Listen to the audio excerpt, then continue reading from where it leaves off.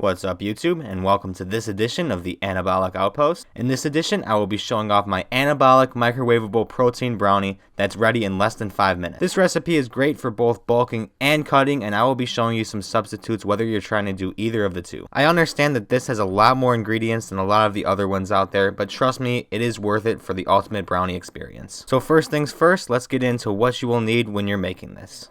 The first ingredient and the base of your brownie is going to be milk. I'm using fat-free milk here. If you're really trying to cut down, you could use almond milk, and if you're really trying to bulk up, I would recommend whole milk for the maximum amount of calories. Next is going to be the protein powder. I would recommend using a whey casein blend, but this is all I got, so I'm just going to use the pure casein. It really doesn't matter what you got, but obviously you're going to want chocolate for the brownie. I have experimented with some other flavors to get a different type of dessert, but I like the chocolate version the best.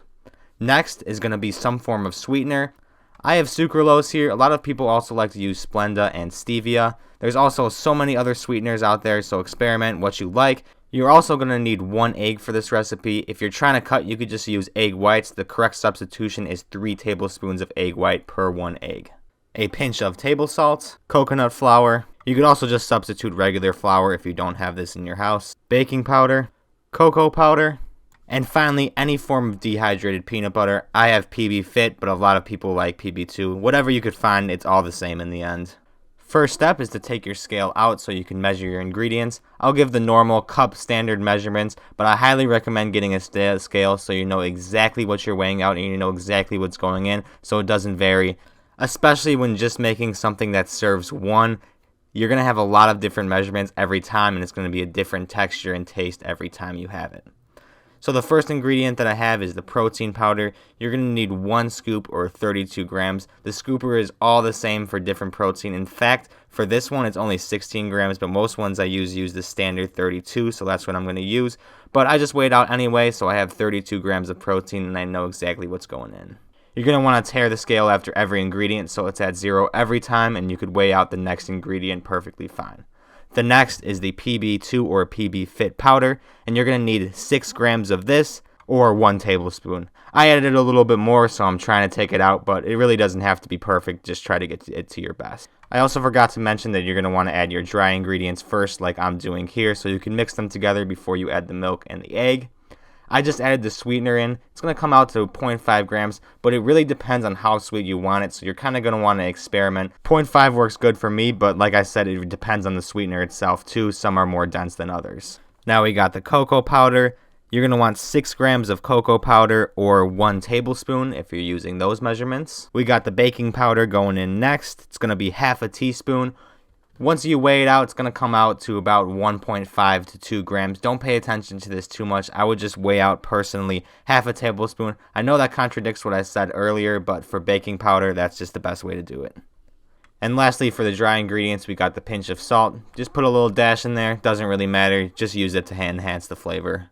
Now that all the dry ingredients are in there, you're just going to give it a quick stir so all the dry ingredients are incorporated before the wet ingredients go in. We just have the 2 wet ingredients for this recipe, so I got the egg going in right now. You could also alternatively use the egg white, like I said. Just weigh out 3 tablespoons. It's going to come out to 45 grams, or 50 if you really want to go the extra measure and be precise, because eggs typically come out to 50 grams themselves. Lastly, we have arguably the most important ingredient, and that is the milk. It's going to bring it all together. You need 60 grams of this, or 1/4 cup. Once it's all in there, you're going to give it a quick stir. Actually, I take that back, not a quick stir. You're going to give it a long stir and make sure everything is completely incorporated. You see no clumps of any dry, and everything looks like it is coming together nicely. So this is what it's going to start to look like once it's all mixed together. It should be pretty thick. You might have to add just a little bit of an extra splash of milk if you'd like, but it should be really thick and stick to the whisk. You're going to really have to slam it on there so it could get all off. But don't worry too much, because you're definitely going to want to lick the whisk after you make this recipe. Now, because it's so thick, it really gets stuck to the sides and it doesn't really come all together. So I like to take a rubber spatula and just rub it around the sides so it just looks like one consistent brownie. That way when it goes into the microwave, you're not going to have dry spots all up on the sides. It's just going to cook like one consistent brownie.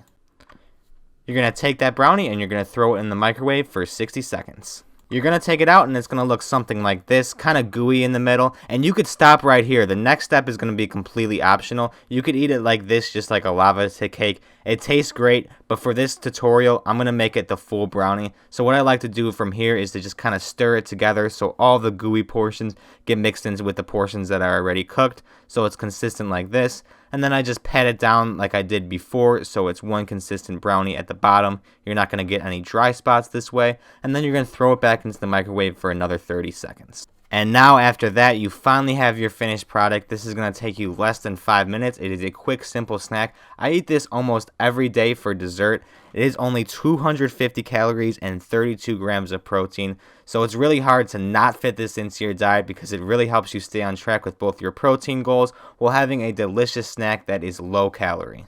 If you find that it's missing a little something, this is an optional step at the end, but it never hurts to just throw a little Walden Farms chocolate syrup on top. Not going to hurt your macros, not going to hurt anything like that because it is literally 0 calories, it is calorie free, and it is great on top of brownies or desserts if you haven't heard about it already. But that's pretty much all there is to it to this recipe tutorial. If you found this helpful and delicious, please leave a like and subscribe as it really means the growth of the channel, and you're not going to want to miss future recipe tutorials. Thanks for watching.